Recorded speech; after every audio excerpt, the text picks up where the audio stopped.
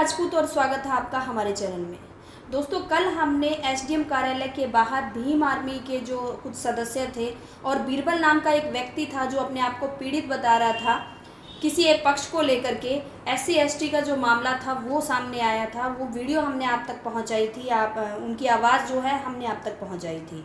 इसी कड़ी में शाम को हमारे पास जो दूसरा पक्ष था, राजदीप पूनिया जी का फ़ोन आता है और उनका सीधा सीधा हमें ये कहना होता है कि आपने जो है हमें अपनी सफाई देने के लिए नहीं बुलाया, आपने हमारे पास कोई कांटेक्ट नहीं किया या फिर आप हमारे पास नहीं आए हमारी बाइट लेने के लिए। तो अभी उनसे बातचीत करके हमारे साथ मौजूद हैं राजदीप पूनिया जी, जिन्हें हमने बुलाया है। और एक बात मैं ये क्लियर भी करना चाहूँगी कि देखिए, मीडिया किसी भी चीज़ के लिए बाध्य नहीं है कि अगर हम एक पक्ष दिखा रहे हैं तो दूसरा पक्ष हम जाएंगे उसके पास। जिस तरह से एक पक्ष हमारे पास आया था, दूसरा पक्ष भी हमारे पास आ सकता है। अगर उस कड़ी में हम दूसरे पक्ष की जो बातचीत है उनको मौका नहीं दे रहे हैं बातचीत अपनी रखने का, तो हम दोषी माने जाते हैं। नहीं तो मीडिया जो है एक तरह से आज़ाद है। जो भी एक प्लेटफॉर्म है ये आपके लिए, आपने अपनी जो भी आपकी समस्या है या आपकी सफाई है, आप दोनों तरह से आप रख सकते हैं। मीडिया इसके लिए ना तो जिम्मेदार है, आपकी हर दी हुई बात के लिए, आपकी हर दी हुई जानकारी के लिए आप स्वयं जिम्मेवार होते हैं। तो अभी हमारे साथ राजदीप पूनिया जी हैं, उनसे हम बातचीत कर लेते हैं कि उनका अपनी सफाई के बारे में क्या कहना है।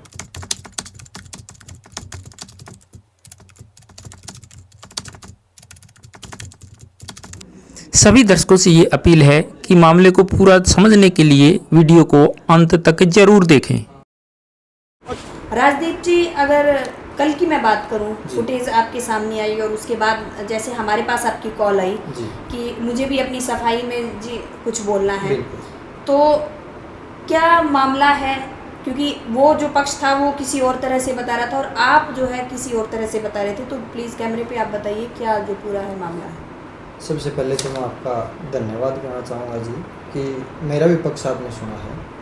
तो मामला ये था मैडम कि 2012 में हमने एक प्लाट ख़रीदा था। एक प्रॉपर्टी डीलर है मंगत रामपुरा, तो उसने 2012 में पूरी पेमेंट हमसे ले ली और रजिस्ट्री उस टाइम पे बंद थी गवर्नमेंट की तरफ से। वो प्लाट हमारे नाम ना करने का एक बहाना भी था।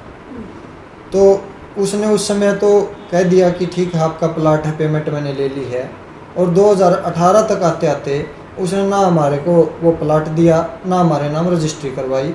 उसने कह के नीम भी मतलब प्लाट की 4 दीवारी हमसे निकलवा ली गई थी। उसके बाद में उसने वो प्लाट दूसरे व्यक्ति को बेच दिया और वो अपना कब्ज़ा दूसरा व्यक्ति लेने के लिए हमारी जो निकाली गई नीम थी उसको हटा के अपनी खुद की नीम निकालना शुरू कर दी थी।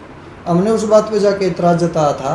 उसके बाद में उसने मंगत राम बुरा को बुलाया और हमको भी बुलाया। तो मंगत राम बुरा ने ये बात कह दी थी कि हम आपको पैसे लौटा देते हैं, मकान इनको बनाने दो। यानी कि एक ही प्लाट को 2 पार्टियों को बेच दिया गया। 2 बार बेच दिया जी, ठीक है। उसमें सर मंगत राम बुरा ने एक चीज़ कही थी कि जो 2012 में बरवाड़ा की कॉलोनी के रेट थे, 2016, 17, 18 में वो रेट गिर के वो एक सामान्य स्थिति में आ गए थे। तो हमने उस बात पे भी एग्री कर लिया। तो उसने ये बोला था कि या तो आप प्लाट ले लो, इतने पैसे में same as it is plot आ जाएगा, या फिर आप जो कम वैल्यू जो आज के टाइम का रेट है वो आप रिसीव कर लो, उसी का हम एग्रीमेंट बनवा देते हैं। हमने उस पर एग्री कर लिया कि ठीक है। आप जो रेट तय हो गया जी 6,25,000 और उस टाइम का जो रेट था वो था 10,34,000। हमने हमारी जेब से मंगत राम बुरा को 10,34,000 रुपये पे कर दिए थे जी। और मंगत राम बुरा ने उस प्लाट का एग्रीमेंट जो 2018 की वैल्यू के अनुसार 6,25,000 का बना दिया जी। उसमें उसने एक चेक दे दिया और एक एग्रीमेंट भी दे दिया कि भाई कोई तिथि निर्धारित कर दी, उस समय तक मैं पैसे नहीं लौटाता तो 2 रुपये सैकड़े के हिसाब से ब्याज मेरे ऊपर लगाया जाए और जो कानूनी कार्रवाई वाजिब बनती है वो मेरे ऊपर करवाई जा सकती है। मैं इसके लिए अपने आप को तैयार रखूँगा, ये मंगत राम बुरा ने कह दिया। तो एक चेक जो दिया था उसने 3 या 4 बार करार हमको दिए हैं। उन करारों पे उसने कोई पैसा नहीं दिया। इस एवज में हमने पीएनबी बैंक में वो चेक लगा दिया जी मंगत राम बुरा का। चेक बाउंस हो गया। वो चेक 3 बार बाउंस होने के बाद में वो कोर्ट में एक केस फाइल हो गया जी। 3/11/2020 को मैं डॉक्यूमेंट दिखाना चाहूँगा कैमरे के सामने आपको। ये मंगतराम बुरा के खिलाफ है और ये दिखा भी सकते हैं उसमें टोटल कीमत भी है, पार्टी भी है दोनों। और इस एवज में मंगतराम बुरा ने एक पंचायती तौर पे हमारे सामने आई जी। उसमें कहा गया कि हमको कुछ समय दिया जाए, हम उस समय में आपका पैसा लौटा देते हैं, आप केस वापस ले लो, नहीं तो आपके लिए अच्छा नहीं होगा। हमें साफ तौर पे धमकी दी गई, हम किसी न किसी तरह आपको फंसा देंगे, आप ये केस उल्टा ले लो, पैसे जैसे तैसे करके हम धीरे धीरे आपको लौटा देंगे। उसकी नीयत साफ थी जी। 2012 का प्लाट है, 2018, 19, 20 आगे जी आके पैसे हमको दिए नहीं हैं, वो हजम करना चाहता था जी। इस एवज में हमने वो चेक लगाया और चेक वापस लेने के लिए हमारे ऊपर दबाव बनाना शुरू कर दिया। 2 साल पहले यानी कि 2020 में जब हमने केस लगाया, लगभग उसी समय में बिरबल सनोफ किशन लाल, दिलबाग सनोफ महावीर, इन दोनों ने हमारे घर के सामने प्लाट खरीदे। बिरबल ने मकान बना खरीदा, दिलबाग ने प्लाट खरीदा जी। इन्होंने कंस्ट्रक्शन शुरू कर दिया दिलबाग ने, और जो बिरबल है उसने रहना शुरू कर दिया जी। नहीं, उस प्लाट में जो पहले से जो मामला चला हुआ था उसमें तो बिरबल का कोई मामला नहीं था। बिल्कुल। तो आपके साथ किस प्रकार से ये मामला उनका हुआ है जिसके लिए मतलब आप दोनों आपस में भिड़ चुके हो? हाँ जी, एक्चुअल में ऐसा हुआ, मंगत और दिलबाग जी पहले शेयर मार्केट का काम करते थे संयुक्त रूप से, उसके बाद में प्रॉपर्टी डीलर और फाइनेंस का काम शुरू कर रखा था जी। ये काफ़ी सालों से पार्टनरशिप में काम कर रहे हैं जी। और जो दिलबाग और बिरबल है वो अड़ोसी पड़ोसी हैं जी, दीवार की दीवार लगती है इनकी जी। तो जो ये बिरबल है एक तरह से मैं एजेंट कह सकता हूँ इसको, मंगतराम बुरा ने और दिलबाग ने इसको पैसे दे के जो मैंने केस करवाया है मंगतराम बुरा पे, उसकी एवज में मेरे ऊपर केस लगवा दिया मंगतराम बुरा और दिलबाग ने जी। SC/ST का जो SC/ST का जी। उससे पहले का मैं बताता हूँ आपको, जो नहीं आपकी किसी प्रकार से कोई आपस में झगड़ा हुआ हो या फिर कुछ और ऐसी कुछ बातें हुई हो, क्योंकि आपस में पड़ोस में रहते हो तो कुछ छोटी मोटी बातें हो जाती है, लेकिन इतनी बड़ी बात यहाँ तक पहुँची कि SC/ST तक उसमें इंक्लूड हो गया। सर ऐसा है, 2020 में जब ये आए थे बिरबल, उसकी वाइफ पूनम, इन्होंने हमारे ऊपर जो केस का शुरुआती दौर था जी मंगतराम बुरा के ऊपर जो हमने लगाया था जी। उसमें ये एप्लीकेशन देनी शुरू कर दी इन्होंने हमारे खिलाफ परेशान करने के लिए मानसिक तौर पे जी। उसमें क्या था, हमारे प्लाट को अवैध बताया गया, हमारे प्लाट में टावर लगा हुआ है उसको अवैध बताया गया, हालांकि वो BSNL का टावर है जी, आपको पता है सरकारी कंपनी है, ठीक है। उसके बाद में यानी उसके भी डॉक्यूमेंट आपके पास हो गए, उसकी मंजूरी के जो डॉक्यूमेंट सब जो भी है वो बॉन्ड है मेरे पास उपलब्ध है जी। जी मैं दिखा दूंगा उसको ज़रूरत पड़ने पर, ठीक है।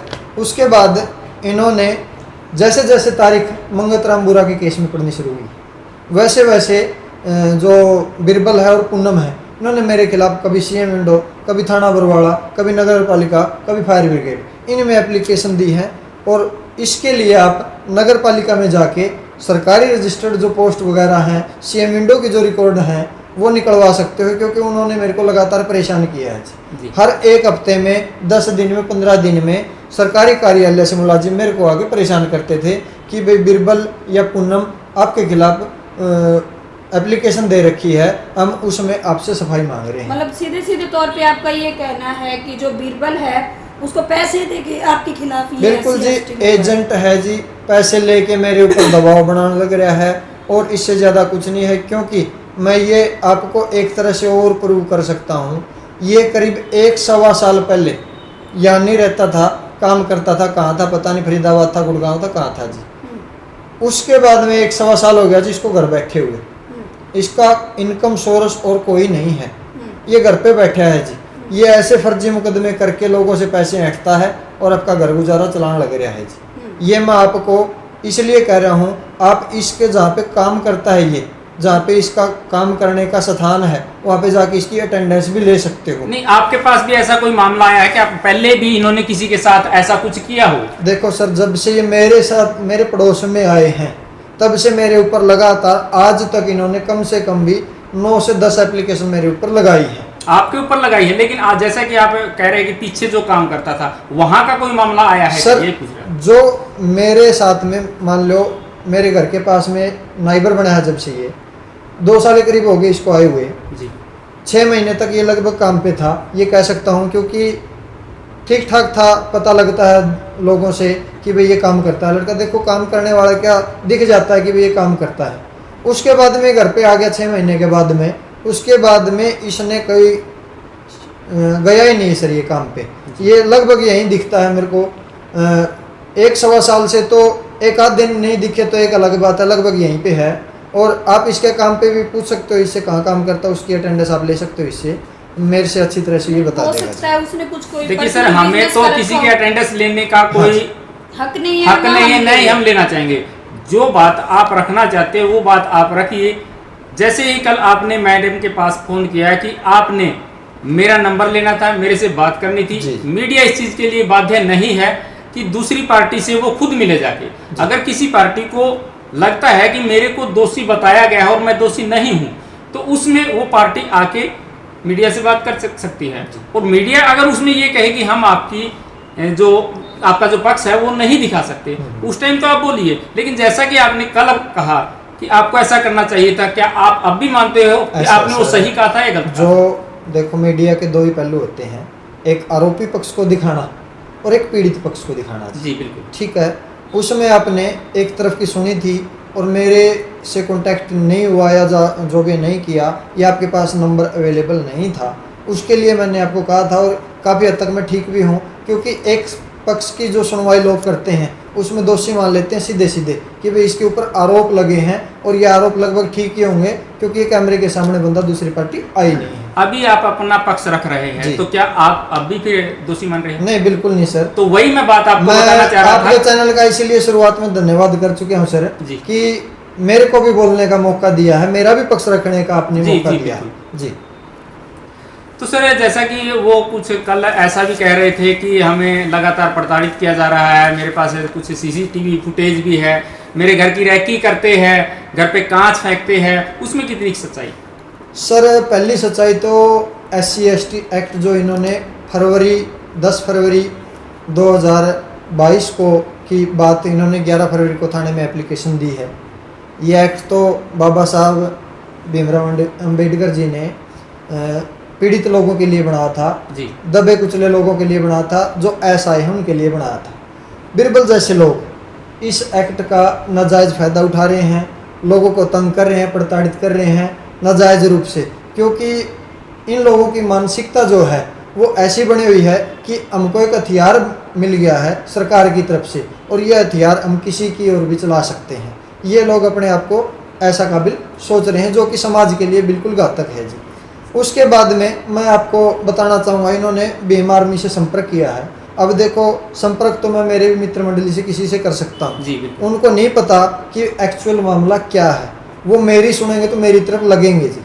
ठीक है, वो सामाजिक लोग हैं, अच्छे लोग हैं, समाज के हित में काम करने वाले लोग हैं, पीड़ित लोगों के पक्षों को उठाने वाले लोग हैं। मैं उनका बिल्कुल एक तरह से फेवर करता हूँ। उन्होंने ठीक है साथ दिया, उनको नहीं पता था इस मामले का कि कितनी गंभीरता कितनी सच्चाई इस मामले में है जी।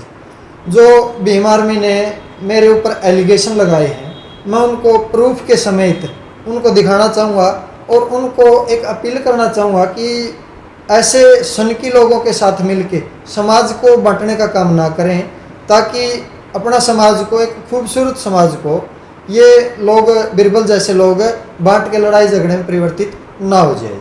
एक मामला और कल सुनी थी, उन्हीं की बातें थी कि समझौता वगैरह कुछ हो गया था, लेकिन उसमें आपके द्वारा ये कहा गया कि आपको ये रिटर्न में लिख करके देना पड़ेगा कि आपने जो ये एप्लीकेशन दी है ये झूठी थी। यानी कि SC/ST एक्ट को कमज़ोर करने की एक आपकी भी उसमें सहाय हो सकती थी, जिस प्रकार के उन्होंने बयान दिए। और जो आप मतलब कह रहे थे या नहीं कह रहे थे वो एक अलग बात है, लेकिन अगर आप कह रहे थे तो उसमें कहीं ना कहीं आप भी तो दोषी हो, क्योंकि आप भी तो उनके खिलाफ ऐसा करके SC/ST एक्ट को कमज़ोर करने की कोशिश। जी ऐसा है सर, मैं आपको बता देता हूँ, पहले ही क्लियर कर देता हूँ आपको इस बात में। जो मामला होता है SC/ST एक्ट का, वो दर्ज तो थाने में हो जाता है जी, लेकिन इसकी कार्रवाई जो करता है वो डीएसपी साहब करते हैं। जी, डीएसपी रैंक से ऊपर का अधिकारी ही बिल्कुल इसकी सर, बिल्कुल पैरवी सर। करेगा। और जो बात मामले की है, मामला मुकदमा दर्ज होने के बाद में जो समझौता होता है वो समझौता डीएसपी साहब के सामने ही होता है, उनके ऑफिस में ही होता है जी। जी पंचायत इस बात में ये लिख के दे दे कि भाई दोनों पक्षों का समझौता हो गया है, वो डीएसपी ऑफिस के जो कर्मचारी हैं और डीएसपी साहब स्वयं हैं वो इस बात को नहीं मानते, क्योंकि उनके देखो हर एक ऑफिस का एक अपना तरीका होता है, एक लहजा होता है जी। वो अपनी लैंग्वेज में जो लिखवाएंगे, कि एक समझौते का, एक हर एक समझौते का कोई ना कोई तरीका होता ही है सर। जी जी पंचायती तौर पे कुछ होता है, ऑफिशियल तौर पे कुछ होता है। ऑफिशियल तौर पे डीएसपी साहब ने या जिसने भी कहा था, मेरे को अच्छे से ध्यान नहीं है,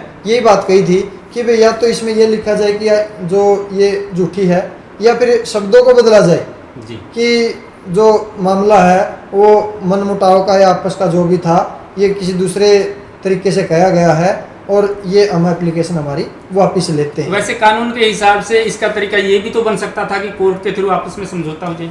हमने ये बात रखी थी जी। जी जो बिरबल है उन्होंने इसके लिए शुरू में तो हामी भर दी थी, लेकिन उसके बाद में मंगत है और दिलबाग है, उन्होंने और ज़्यादा एक्स्ट्रा पैसे का लालच दिया और इस बात से उनको हिला दिया जी।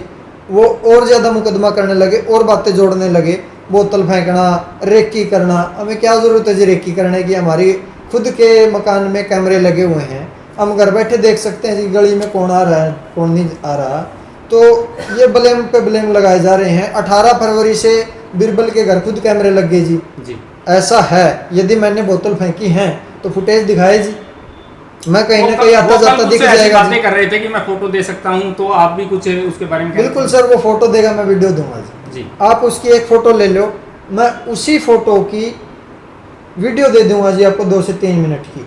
आज हम बात कर रहे हैं यहाँ पे बैठे, मान लो आज की तारीख है जी 12 जी और यही बात आप 12 अप्रैल की बजाय 12 मई को जाके दिखाओगे तो इसमें कितनी सच्चाई होगी, यही उसकी फोटो में सच्चाई यानी है। कि आपका कहने का मतलब ये है कि उसको गलत जगह पे यूज किया गया, बिल्कुल गलत सर, समय के अनुसार यूज बिल्कुल किया सर, गया। बिल्कुल। एक बात बात 18 हाँ एक बात आप राजदीप जी बार बार बोल रहे हैं, कोई मंगत राम बोरा और दिलबाग जी का नाम ले रहे जी, हैं जी, साथ में, जी, जी। तो क्या आपके पास पुख्ता सबूत है ये कि आप जैसा कह रहे हैं कि बार बार कि उन्होंने पैसे देकर के बिरबल से SC एक्ट लगवाया है, या और जितने भी आप पे कई तरह के केस करवाए हैं, एप्लीकेशन दिलवाई है, क्या इसका आपके पास कोई प्रूफ है? बिल्कुल जी, बिल्कुल बिल्कुल सबूत है। मैं आपको बताता हूँ, जब शुरुआत में मंगत राम बुरा आया था समझौते के लिए 1-2 बार, उसने अपने आदमी भेजे थे, उसमें जो बिरबल का पिताजी है किशन लाल वो मौजूद था जी।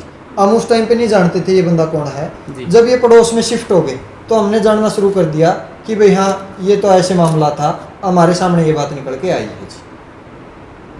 यानी कि ये सिर्फ और सिर्फ पंचायती तौर की वो बातें हैं, बिल्कुल कोई सर। पुख्ता सबूत इसके पुख्ता आपने हाँ सबूत भर दिए, सर लेकिन बताया ऐसा नहीं। है, पुख्ता सबूत आप मार्केट में जाओ जहाँ पे ये काम कर रहे हैं, वहाँ से आप किसी से पूछ लो मंगत राम बुरा और दिलबाग की क्या कूटनीति है या राजनीति है या जो भी है, क्या मेल जोल है, वो बात आपके सामने आ जाएगी। ये कितने पार्टनर हैं या नहीं हैं, क्या काम करते हैं ये लोग, ये चीज़ मैं आपको पब्लिकली कहता हूँ। आप पब्लिक में जाइए, आपको पता लग जाएगा। सर कल वहाँ पर एक बात और उठी थी, किसी याचिका को खारिज करने को लेके, या फिर जमानत याचिका को खारिज करने को जी, लेके, जी। वो क्या था? सर वो है बिरबल जैसा कहेगा, उसके द्वारा जो लोग बुलाए गए हैं भीम आर्मी के सदस्य, जी वो उसी को सच्चाई मानेंगे जी, क्योंकि बिरबल ने अपना पक्ष रखा है जी। हर समय अपने पक्ष को मजबूत करने का काम उसने किया है और वो बकाता अच्छा है, वो मैंने आपको पहले ही बता दिया। एजेंट है जी, पैसे लेके काम करता है, अपने जो मेहनताना है वो ऐसे मुकदमों को बढ़ाता है। मैं आपको ऑन यानी कैमरा, एजेंट जो आप कह रहे हैं वो इस कार्य का एजेंट है या उसका कोई पर्सनली और वो काम है? काम ऐसा ही उसका करता एजेंट है कह रहे जी, हैं। वो ऐसा ही काम करता है जी, पैसे लेके लोगों को फंसाना, उसके एवज में पैसे ऐंठना जी। जी। मैं आपको यानी कि मेरे- आपका सीधा सीधा आरोप ये है हाँ जी। कि वो सिर्फ और सिर्फ यही काम करता हाँ, है ये प्रोफेशनल है जी। SC/ST एक्ट किसी पे भी लगवाओ और बिल्कुल पैसे। फर्जी मुकदमे करवाता है जी, SC/ST एक्ट लगवा दिया, छेड़खानी का करवा दिया, या ऐसे कोई भी मुकदमा वो करवा सकता है जी। जी लोगों से पैसे ऐंठने का सबसे आसान तरीका उसने ढूंढ रखा है। मैं मेरी एक याचिका बताई थी उसने कि हाई कोर्ट से खारिज हो गई है, जी। मैं आपके ऑन कैमरा ये याचिका आपको दिखाना चाहता हूँ। 30 मार्च 2022 को हाईकोर्ट ने ये जमानत दी थी मेरे को, अग्रिम जमानत जिसको बोलते हैं, और हर एक पीड़ित को ये हक है कि वो अपने बेगुनाही को साबित कर दे जी बिल्कुल। और कोर्ट में जाके बगैर पेश हुई। ठीक है, तो ये मेरी हाई कोर्ट ने एक कह सकते हैं कि जमानत दी गई है। वो अगली सुनवाई जो मेरी है उसमें आपको पता भी लग जाएगा। ठीक है, मैं आपको प्रूफ यही है, हाई कोर्ट का है, 161 नंबर मुकदमा है, और उसके बाद में हाई कोर्ट की साइड से आप निकाल भी सकते हो जी, इसको कोई भी निकाल सकता है। बिल्कुल दर्शकों, जो ये डॉक्यूमेंट दिखा रहे हैं इसको हम आपको बिल्कुल क्लियर तरीके से भी दिखाएंगे। हो सकता है अभी कैमरा थोड़ा दूर है तो शायद साफ से नहीं दिखाई दे रहा होगा, लेकिन बिल्कुल क्लियर तरीके से आपको दिखाई देगा सर। और ऐसे ही कुछ बातें हुई हो जिसको लेकर के कि जैसे कल वो कह रहा था कि अगर प्रशासन इस पर किसी प्रकार का कोई ठोस कदम नहीं उठाता है तो हमारा पूरा परिवार आत्महत्या करने के लिए मजबूर हो जाएगा और पूरा बरवाला प्रशासन उसके लिए जिम्मेवार होगा। सर ये बातें तो देखो मैं भी कह सकता हूँ, वो मेरे को फंसाने का प्रयास कर रहा लगातार, क्योंकि 3 परिवार मिल गए जी। ये तो मंगतराम का है, दिलबाग का है और बिरबल का है। ये 3 परिवार मिलके मेरे को और मेरे परिवार को फंसाने का काम कर रहे हैं। कहीं ना कहीं इनको ये लगता है कि इसके ऊपर कार्रवाई नहीं होगी, क्योंकि इनके पास जो सबूत हैं वो संवेदनशील हैं, पक्के नहीं हैं। उनकी सफाई में हमारे जो सबूत हैं वो पक्के हैं। आप सार्वजनिक करवाओगे तो मैं मेरे सबूत भी सार्वजनिक करने को तैयार हूँ। दुनिया बता देगी आपके चैनल के माध्यम से कौन सच्चा है और कौन झूठा है। SC/ST एक्ट या अन्य मुकदमे जो ये लोग करवा रहे हैं ये फर्जी हैं। इनका काम है जी लोगों को फंसाना। इसने पैसे ले रखे हैं मंगतपुरा दिलबाग से कि हमें फंसाया जाए। उनके पास तो कोई ऐसा प्रोपगंडा था नहीं, इसको इस्तेमाल किया गया है। सर आपने ये बात बिल्कुल बार बार कही है, लेकिन इसके किसी प्रकार के कोई पुख्ता सबूत आप नहीं दे रहे। पुख्ता सबूत मैं बता रहा हूँ सर। दिलबाग के दीवार लगती है और कट्ठे ये पड़ोस में आए हैं। दिलबाग और मंगत जो है वो काफी सालों से इकट्ठा काम कर रहे हैं जी, प्रॉपर्टी का, शेयर मार्केट का। ये पड़ोसी होने के नाते वो नेबर आपका भी है, तो आप ऐसे तो इल्जाम नहीं लगा सकते। इल्जाम लगा सकता हूँ क्योंकि उसने जैसे ही हमारे पड़ोस में आया है जी, बातचीत हमारी कोई हुई नहीं, सीधे हमारे खिलाफ एप्लीकेशन लगानी शुरू कर दी। सबसे पहले बिरबल की वाइफ पूनम ने एप्लीकेशन लगाई थी।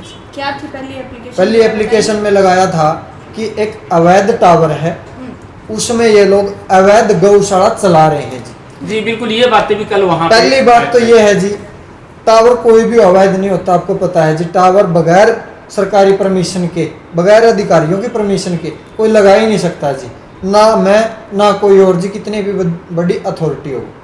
दूसरी बात जी, ना वो कब्जे की ज़मीन पे लगा सकते हैं जी, उसके लिए प्लाट की रजिस्ट्री ये अंतकाल वगैरह होना जरूरी है। पहली चीज़ तो ये अवैध बताया था, उसके लिए मैंने बता दिया। दूसरी बात जो अवैध गौशाला की बात कही है जी, कोई भी गौशाला का नाम दिया है इन्होंने जी, कोई भी गौशाला अवैध नहीं होती और मैंने कोई गौशाला नहीं खोल रखी जी। मैं ये आपको बताता हूँ, ऑन कैमरा बताता हूँ, मेरे घर पे जाके तस्दीक कर सको जी, क्योंकि आप भी इसके लिए स्वतंत्र हो। संविधान में भी ये बात लिखी गई है कि जो स्ट्रीट एनिमल्स हैं वो भी कहीं ना कहीं अपने ऊपर डिपेंड होते हैं, कुत्ता हो, गाय हो या कोई भी पशु हो जी, हम उसमें सामाजिक तौर पे उनके पेट भरने के लिए कुछ ना कुछ उनको डाल सकते हैं। हाँ, गली में नहीं डाल सकते, किसी को दिक्कत हो उस जगह पे नहीं डाल सकते, अपनी जगह में तो कम से कम डाल सकते हैं जी। तो जो चारा वगैरह आप डाल रहे हैं अभी पशुओं को, वो आपकी जमीन पे डाल रहे हैं? मेरी गली में नहीं, गली में मैंने कभी नहीं डाला। किसी के पास सबूत है तो पेश करवाओ जी। मेरे ऊपर इल्ज़ाम लगा रहे हैं, मैं बता दिया जी। बोतलें तक मकान में फेंकने का आरोप मेरे ऊपर लगाया, तो ये तो तुच्छ आरोप है जी, ये तो लगाएंगे। देखो ठीक है, मैं चारा डालता रहा हूँ, आज से नहीं, बिरबल तो 2 साल से आया है। मैं जब 5-7 साल का था उस समय से मैं चारा डाल रहा हूँ। आप मेरे अड़ोसी पड़ोसी, मेरे मोहल्ले से, पूरे बरवाड़ा से, जहाँ पे मेरे को लोग जानते हो, तस्दीक कर सकते हो। और मैं कहीं गली में नहीं डालता, मेरे खुद के प्लाट में दरवाज़ा बंद करके डालता हूँ। इसमें भी इन लोगों को आपत्ति है। गौओं का जो मैटर इसमें इंक्लूड किया गया है वो तो लोगों को बरामद करने के लिए किया गया है जी। वो सीधे सीधे लालचन लगा ही नहीं सकता था SC एक्ट वगैरह का। इसने एक मुद्दा उठाया कहीं ना कहीं से कि भाई इस मुद्दे से इसको फंसाया जा सकता है, इसलिए इसने गायों को टारगेट किया है। एक बात और हाँ वो जी। कह रहे थे कि जो बाइक है उनके गेट के आगे खड़ी थी, वो बाइक जो है उन पशुओं ने तोड़ी है। मैं आपके माध्यम से इस बात को और क्लियर करना चाहूँगा। मैंने आपकी बाइक देखी थी कल, उसमें कहा गया था कि जो पशु थे वो इनकी डायरी के पशु थे, ये बात कही गई थी। उसमें आवारा पशु का जिक्र नहीं था। आवारा पशु तो देखो जी गलियों में रहते हैं, आपको भी पता है, किसी भी शहर का उठा लो, जी, आवारा पशु है वो गली में ही रहेगा जी, उसका कोई घर नहीं होता, कोई बाहर नहीं होता, वो सड़क पे खड़ा होएगा या खाली जगह में खड़ा होएगा जी। उसके लिए ना आप मेरे को ब्लेम कर सकते हो, ना मैं किसी के लिए ब्लेम हो सकता हूँ जी। वो तो एक नादान है जी, जीवन मिल गया गुजारेगा, वो तो गली में गुजारेगा या कहीं भी हम लाठी वगैरह मारेंगे तो कहीं और गुजारेगा जी जाके। उसको तो 2 गज की ज़मीन तो चाहिए जी पैर रखने के लिए, ठीक है। उन्होंने कहा था कि इनकी डायरी के पशुओं ने, पहली बात मैं क्लियर करना था, मेरी कोई डायरी नहीं है, मेरा कोई व्यापार नहीं है भैंसों का, मैं खुद की पर्सनल रखता हूँ, ना मैं कोई दूध वगैरह का काम करता। प्रोफेशनल तौर पे मैं गवर्नमेंट टीचर हूँ, मेरा गुजारा उसी सैलरी से होता है, ठीक है। उन्होंने इल्ज़ाम लगाया था कि जो इनकी डायरी के पशुओं ने बाहर निकल के मेरा बाइक तोड़ा है। उसके लिए मैं आपको बताता हूँ, हमारी डायरी के या हमारे घर के जो पशु उन्होंने कहे हैं, एक भी पशु आज तक हमने जब से उनका जन्म हुआ है हमारे प्लाट से बाहर नहीं निकाले हैं। हम प्लाट से बाहर एक ही वजह पे निकालते हैं, जब पशु बेचना हो जी। और हम पिछले 1.5 से 2 साल से हमने कोई पशु बेचा ही नहीं जी। आप पड़ोसी से पूछ लो, आप जब कहोगे, जिस पड़ोसी से कहोगे या उनके पास कोई फोटो हो जी हमारे मतलब घर के पशुओं का बाहर घूमते हुए, वो दिखा दे जी, मैं मान लूँगा सारा कसूर मेरा है जी, और इससे फालतू मैं क्या कह सकता हूँ। यानी कि वो जो बाइक टूटी है आपके पशुओं के द्वारा नहीं टूटी? नहीं जी, बिल्कुल भी नहीं, पता नहीं कहाँ से एक्सीडेंट करके आया है और वो खड़ी करके मेरे ऊपर ब्लेम लगा दिया गया जी। ये है जी। और कुछ कहना चाहेंगे? जी मैं तो इसी यही मामले कहना पर। चाहूँगा जी, समाज के लोगों से भी यही अपील करना चाहूँगा, ऐसे लोगों की बातों में आके कोई भी ऐसा काम ना करें, किसी को पड़ताड़ी तोड़ना पड़े या फिर किसी को इस हद तक सोचना पड़े कि आत्महत्या भी करनी पड़ सकती है, क्योंकि ये मामले थोड़े संवेदनशील होते हैं जी बिल्कुल। और कानूनी तौर पे भी ये मामले संवेदनशील माने गए हैं। और माननीय हाई कोर्ट, सुप्रीम कोर्ट ने भी ये जजमेंट दिए हैं कि भाई कोई जनरल जाति में जन्म लेता है तो वो इसका मतलब ये नहीं है कि वो दोषी है। आरोप तो किसी को भी लगाए जा सकते हैं, आरोपी तो किसी को भी बनाया जा सकता है। जब तक कोर्ट क्लीन चिट ना दे दे, कोई सजा ना सुना दे, तब तक उसको मतलब दोषी नहीं कह सकते। सकते, तो आरोपी वो हो सकता है। बिल्कुल जी, आरोपी बनाया जा सकता है, आरोपी कोई भी हो सकता है जी जी। ये है जी। तो दर्शकों, ये थे जयदीप पुनिया जी, राजदीप पुनिया जी। इन्होंने अपना पक्ष रखा, अपनी सारी बातें आपको बताई। इनकी बातों में कितनी सच्चाई है ये अपने सबूत के हिसाब से बोल रहे हैं कि मेरे पास ये एविडेंस है। कुछ एविडेंस ऐसे भी होते हैं जो कि मीडिया के सामने लाना जरूरी नहीं होता, वो सिर्फ कानून के हिसाब से उनको यूज किया जा सकता है, वो कानून के हिसाब से ये यूज करेंगे। और जो एविडेंस ऐसे होंगे जिसको हम कैमरे के सामने लाना पड़ेगा तो हम उनको जरूर लेके आएंगे। पूरा मामला क्या था आपकी समझ में भी आया होगा। वीडियो आपने पूरी जरूर देखनी है और इस मामले में कौन दोषी है कौन निर्दोष है इसका फैसला अब आप पर छोड़ते हैं। लेकिन सभ्य शब्दों का इस्तेमाल करके कमेंट के माध्यम से जरूर बताना कि कौन इसमें दोषी है और कौन निर्दोष है। आप लोग हमारे साथ जुड़े, इसके लिए आपका बहुत बहुत धन्यवाद। जी धन्यवाद।